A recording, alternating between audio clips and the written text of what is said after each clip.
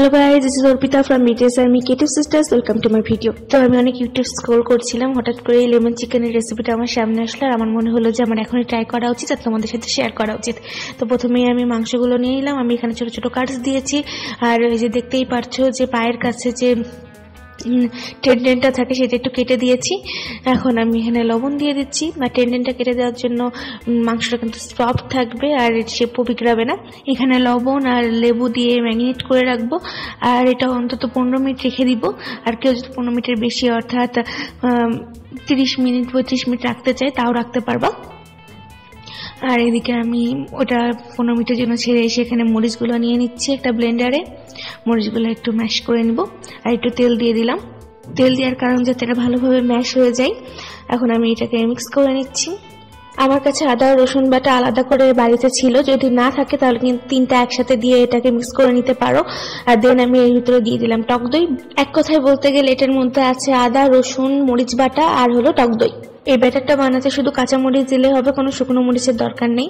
আর দেখতেই পাচ্ছ এদিকে আমার যেটা লেবু আর লবণ দিয়ে রেখে দিয়েছিলাম যে চিকেনটা, সেটা কতটা জল ছেড়েছে। তো আমি জলটা ভালোভাবে আলাদা করে নিলাম। জলটা কিন্তু এখানে খুব ভালোভাবে আলাদা করে নিতে হবে, নাহলে কিন্তু টেস্টটা অতটা সুন্দর হবে না। তারপর আমি ব্যাটারটা দিয়ে দিলাম, যে ব্যাটারটা বানিয়েছিলাম একটু আগে। আর এই ব্যাটারটা দিয়ে কিন্তু বেশিক্ষণ রাখা যাবে না, 15 মিনিটই রাখতে হবে, নাহলে কিন্তু টেস্টটা অতটা ভালো আসবে না।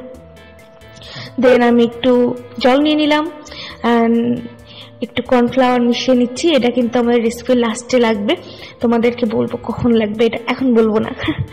যাই হোক, এখন আমি চুলা অন করে দিলাম আর একটু তেল দিলাম। তেলের মধ্যে 3টে ছোট এলাচ দিয়ে দিলাম আর দেন দিয়ে দিলাম মাংসটা। 40% কুক হওয়া পর্যন্ত কিন্তু এটাকে ভালোভাবে নাড়ানাড়ি করতে পারবো, কিন্তু তারপরে কিন্তু বেশি নাড়ানাড়ি করলে এটা ভর্তা হয়ে যাবে। তারপরে আমরা ঢাকনাটা দিয়ে দিলাম। আর যখন দেখতে পাবো যে তেলটা ছেড়ে এসেছে, গ্রেভিটা তেলটাকে ছাড়ছে, তখন আমরা বুঝতে পারবো যে চিকেন অলমোস্ট ডান। এখানে আমি একটু দিয়ে দিচ্ছিলাম ঝালের গুঁড়ো। দেন এটাকে ভালোভাবে নেড়ে নিচ্ছিলাম। 40% কুক হওয়া পর্যন্ত এটাকে কিন্তু নাড়া যাবে, অতটা এটাকে ভর্তা বানানো যাবে না। যখন গ্রেভিটা তেল ছাড়বে তখন একটু জল দিয়ে দিব ভিতরে, সামান্য, বেশি না। এখন আমি দিয়ে দিব সেই কর্নফ্লাওয়ারের মিক্সটা, যেটা আমি আগেই করে রেখেছিলাম। বেশি দেওয়া যাবে না, খুব অল্প পরিমাণে দিব। তারপরে আমি একটু দেখছিলাম যে লবণ টবণ ঠিক আছে নাকি, আর আমার কাছে মনে হলো একটু লবণ কম হয়েছে, তো আমি লবণ অ্যাড করে দিলাম।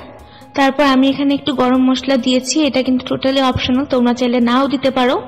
আর তারপর সবার লাস্টে লেবু কিন্তু অবশ্যই দিতে হবে। তারপর দিয়ে দিলাম একটু ধনেপাতা।